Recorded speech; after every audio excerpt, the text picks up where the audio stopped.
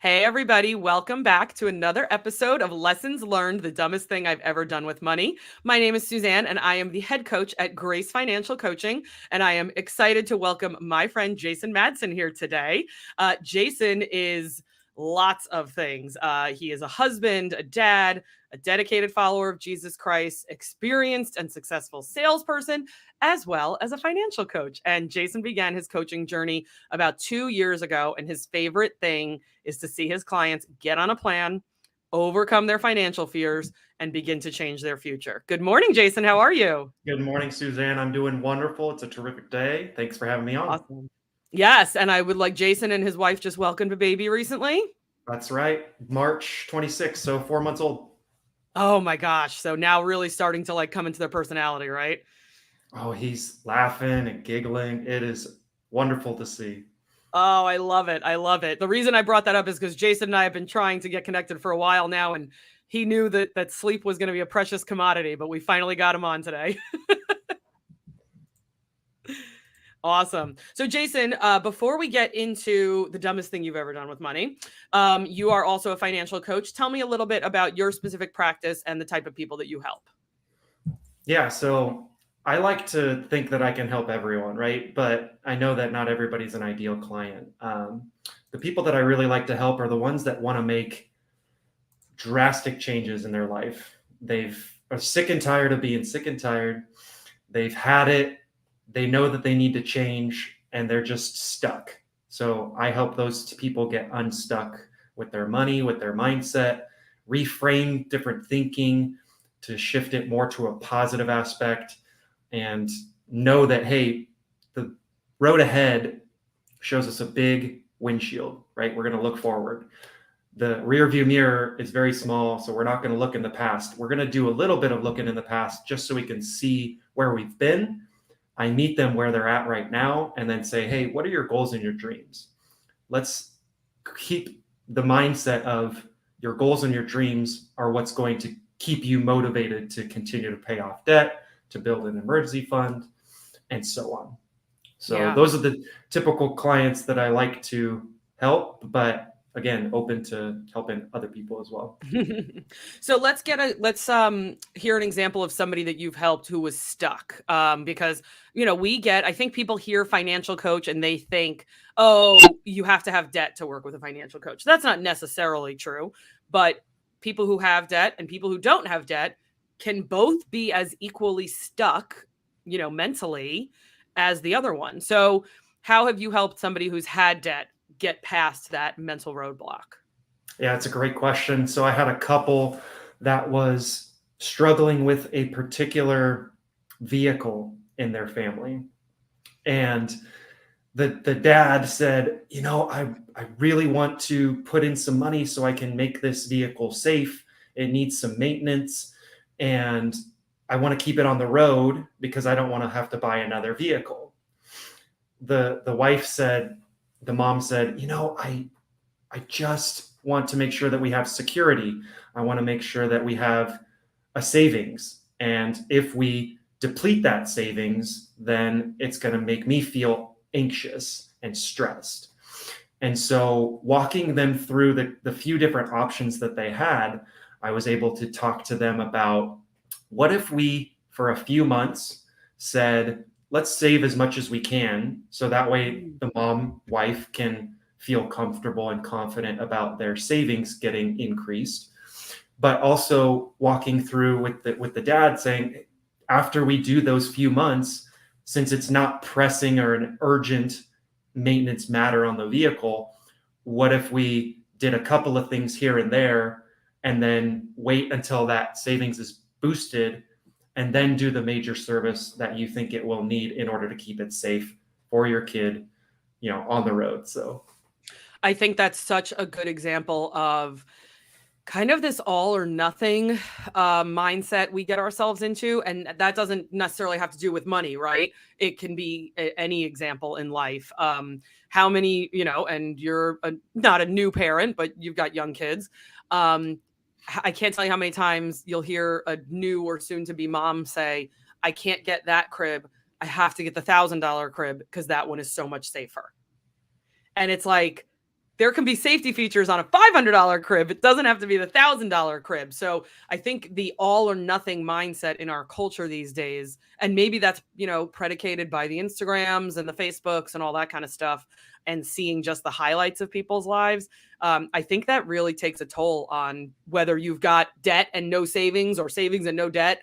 It's impactful for everybody. Yeah, and for them just to have a third party neutral person looking at it and say we're at ends with each other. What can you speak into this? And so I was able to navigate the conversation clearly to say, because I had no emotion tied to it. I'm just saying, hey, both of you are right. So how do we make this work, all three of us, and co-author the plan together? Yeah. The third party, the fresh set of eyes, the objective opinion, whatever you want to call it. This goes for the therapists out there, the life coaches out there. Sometimes you need somebody else to come in and say, this isn't your only option. Right. You've got 4 other options, and here they are. Well, and what I like to, that's a great point. What I like to do is say, okay, what are your options? And let them tell me what their options are. And then I say, okay, what about option D? What about option E? Right? Because if they only think that there's a few options, it's like, no, there's tons of options. What do you think is going to be the best way moving forward for Right. you right now in your life and your family? Mm-hmm. Yeah, the having the alternate options it can be a total game changer. Especially like you pointed out with this particular couple, he was focused on X and she was focused on Y. And if they only saw a dichotomy, they didn't see any other options there. So just being that objective party can really be a big, especially when we're working with married couples, but I'm sure you work with singles as well too. What do you see when you're working with a single person and providing them a different point of view? Yeah, it's more of an accountability situation when I'm working with a single person. They're just not good at tracking their money. And they say, hey, I'm single. I don't have to report to anyone else. I can spend what I want. I can save what I want. But if they don't make it a priority, they're not going to save. And it's not going to be at the forefront of their mind. And so just doing deep dives into the budget and saying, all right, well, what are your goals and dreams? It ties right back to that again. We talked about at the beginning. And we're really going to press into those goals and dreams so you can see a better future for yourself rather than just living for the moment, YOLO, whatever you want to call it. Oh, yeah. Oh, my God. The conversations I've had about YOLO and FOMO and, I've got to take this trip to Italy now because what if Italy's not there next year? I mean, just some really good excuses from the single crowd for sure. But I have worked with, I'm thinking of a very specific client who flat out said to me, she was single and she said, I don't have any goals. And this was not, this was a millennial. So an older millennial. This is not somebody we would put in the Zoomer category of these kids who don't want to buy, kids who don't want to learn how to drive, kids who don't want to buy houses. That is a thing that is coming up through this next generation. So this woman was an older millennial, but she really did not have a goal of home ownership. She did not have a goal of doing X when she retired. How would you handle somebody like that? That's a challenge, I would say, because I'm super goal oriented. I set goals, I reset goals as soon as I hit those goals. And I love when people actually realize their goals and working through and with me when they start to realize those goals, it gets me excited. It's like, I love this. I enjoy this. When someone doesn't have goals, I just don't seem to understand where they're coming from. Because if we're not progressing in our lives, then what are we doing here? We're always trying to make our lives better. Technology over the years has always tried to make our lives better, although there's a different aspect of that too long to get into here. But when it comes to not having goals, it becomes a challenge for me. And for me, I don't know if they would be an ideal client to be honest. So right. No, and I think that's a good thing to focus on, because people who watch this, I've got, I can see the subscribers, and I know who some of those people are, and I know who some of them aren't. But that's really important. You're not going to connect with, maybe you're not going to connect with the first financial coach you talk to. You're probably not going to connect with the first therapist you go to. You may connect with the first marriage counselor you go to. If you are a church going person, sometimes you just happen to stumble upon that perfect church for you. And sometimes you have to do what they call church shopping and find a place where you fit in better. And just because the person has the qualifications and the certificate and the experience doesn't mean they're going to be the right coach, right? That's right. And the beautiful thing about financial coaching, at least from what we call RPC, Ramsey Preferred Coaches platform, we all want the same thing for you as clients or individuals. We all want you to succeed and win with your money. So it doesn't matter if it goes out to hundreds of coaches and you only choose one of us.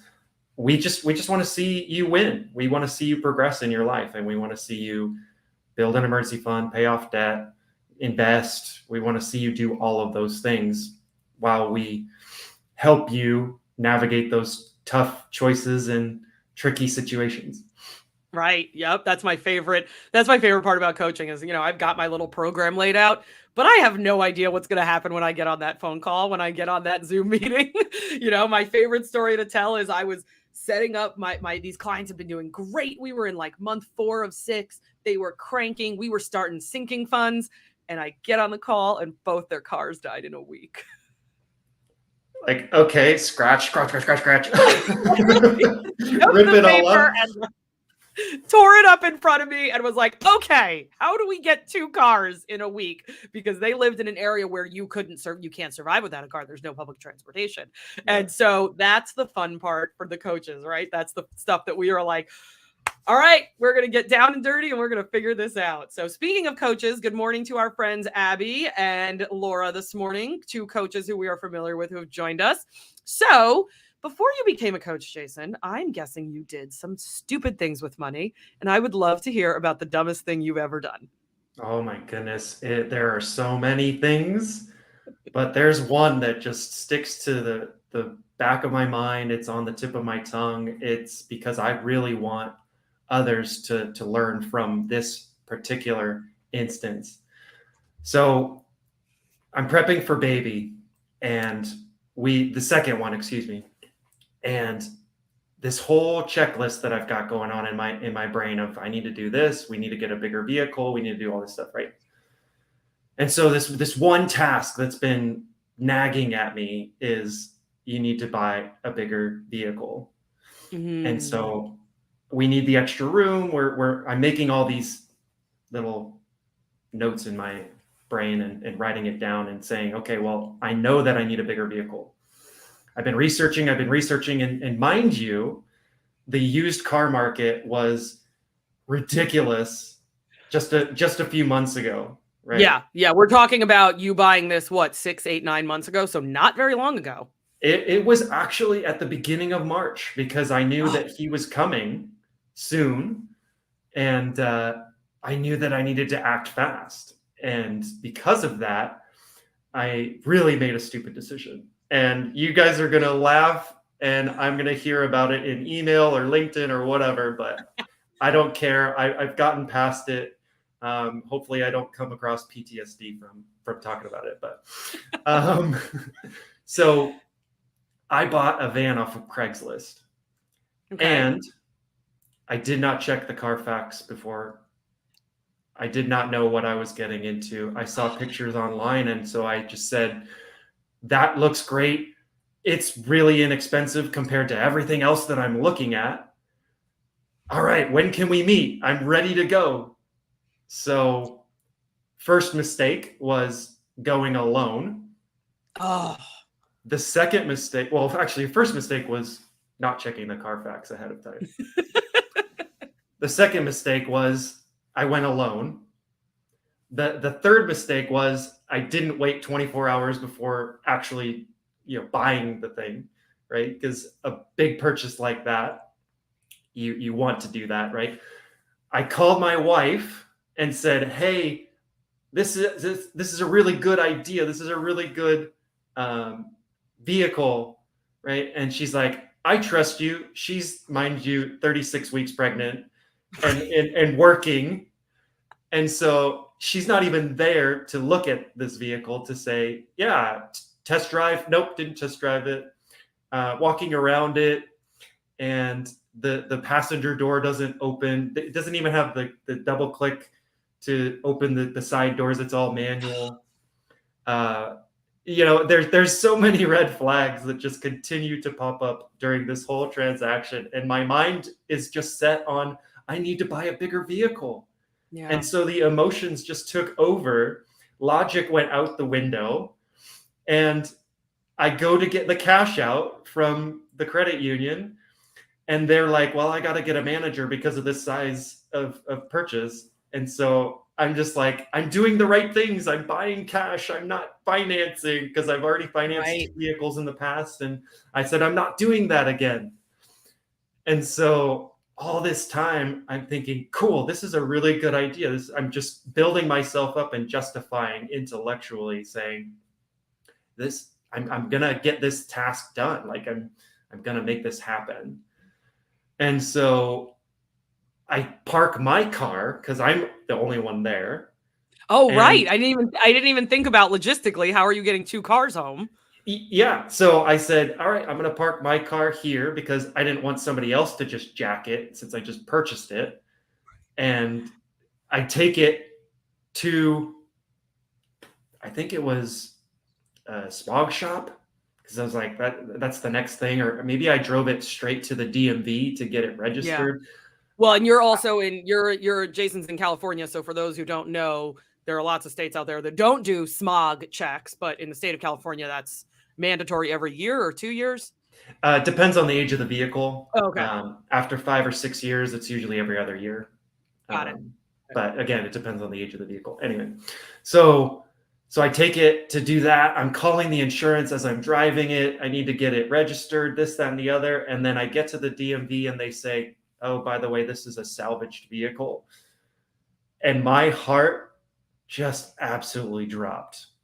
And I had to like swallow this hard pill of like, oh, what does that even mean? I find out that it's damaged on like the front and the sides, like a huge major accident. They like rebuilt it essentially, but all the signs were pointing to this is not a good idea. The certificate of title was from Arizona, so it was like an out of state vehicle, but it had like dummy California, California plates, like printed California plates. And the guy even said on the Craigslist post that it was a clean title. And I'm like, where is the certificate of title? The certificate of title says Arizona, and it's actually got the insurance company on it. So it was salvaged. Somebody got paid out for it. And then I turn it over, and on the back, it's some auto group that apparently had dissolved. And so I can't even get in touch with the auto group, because it's like, okay, who bought it after that? And so it's probably changed hands a few times. I get in touch with the person that was selling it, and her name, she wasn't even there to like confirm everything. So it was all pre-filled out with the DMV form of, hey, here you go. And then I'm just signing my life away. And yeah, so I don't know how many red flags you counted there, but there were probably 17 or so.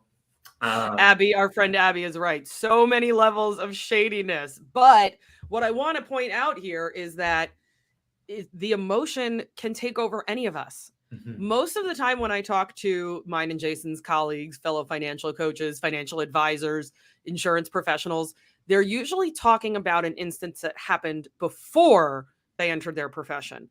But this is a really, really, really good example of how emotion and money can overtake any of us. Yeah, and here's the kicker. The night before, right? The night before all this happened, I was sitting in financial peace because I was coordinating a class at my church.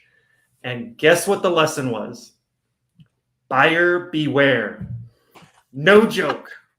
No joke. That's my favorite lesson for everybody who's watching out there who has not gone through Financial Peace University. it's the old lesson 5. I don't know what it is now because I'm too old for this, and it's ingrained in my brain. But it is I mean, if you are going to buy anything, I don't care if it's a car, a piece of furniture, anything that can be negotiated, do not do it until you watch this lesson, because it is the explanation of how stuff's marketed to you, how they use I'm going to go talk to my manager technique. It's I probably watch that lesson like once a year just for the fun of it. That's good. I needed to watch it again before I went to go drive to get this vehicle, because it didn't sink in at all. I'm like, oh, I'm just helping other people. And Abby's coordinating it tonight. That's I awesome. see that. Laura knows exactly what you're talking about, but yeah, it's I mean, man, Jason, I really appreciate you telling us what happened, because this was only 4 months ago. This was an example of something that can happen to any of us, no matter how certified we are to help other people with their money. We are all human, are we not? Yeah, and I like to think, and I don't want to compare, but I know Dave Ramsey says he's done stupid with a lot of zeros on it. So I'm like, well, at least it wasn't like that stupid. Yeah, it wasn't $2 million into bankruptcy stupid. So I mean, you got that going for you. Yeah, exactly. No.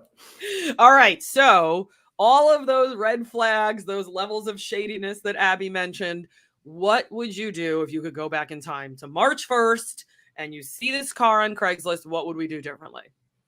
So 1, I would make sure I take somebody with me to go look at it. 2, I would check the Carfax. It's like $20.